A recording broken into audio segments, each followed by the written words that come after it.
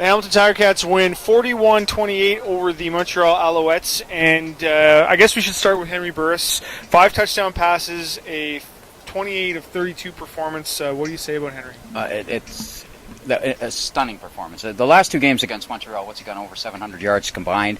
A spectacular number, 9 touchdowns against 1 interception. He really had a good game tonight, even with an extremely off third quarter. Really, that was all. Everything he did tonight was basically accomplished in 3 quarters of the game. He was truly outstanding. The other big story, I think, has to be that Ticat defense contained the Montreal offense more or less. I mean, certainly Calvillo got his yards, but what do you have to say about that? Well, I thought they contained him when it mattered most. I still think the score flattered Montreal. I know they got within 10 points, but I never felt that they were really within 10 points in this thing. I thought they beat them up at times. I thought the linebackers were tremendous. All 3 of them. The one time, one of them was 60 yards downfield with Green, along with the safety, and they were right on the guy. Those are the 2 long passes that I thought that Montreal went with too early. And I just want to say something about the offensive line as well. I mean, and Henry would and did credit them with an astounding. There was one thing, if you sat up where we do in the press box, it was exactly the way that George Cortez and his line coach drew it up.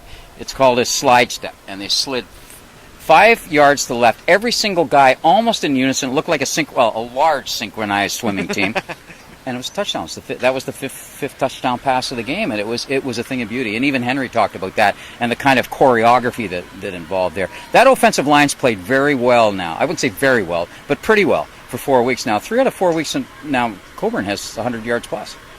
Ticats go to Edmonton next week for a big game against the Eskimos, and we're going to have to figure out who this team is, Steve. I mean, blown out last week in Winnipeg, certainly a disappointing performance. Now this, a strong game against Montreal. Who are these guys? They're a salary cap team, is what they are. A team that's inconsistent because they're incomplete.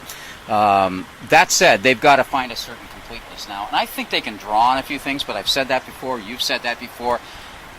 This game Friday night was only that, a game Friday night. What it now becomes, the consistency hasn't always been the problem between minute 1 and minute 60, although that's been a problem too. The consistency to me is the other way. It's lateral, week to week, and they've got to show something there. But I think Edmonton's in the same boat. I think they're in exactly the same boat. Who the heck are we?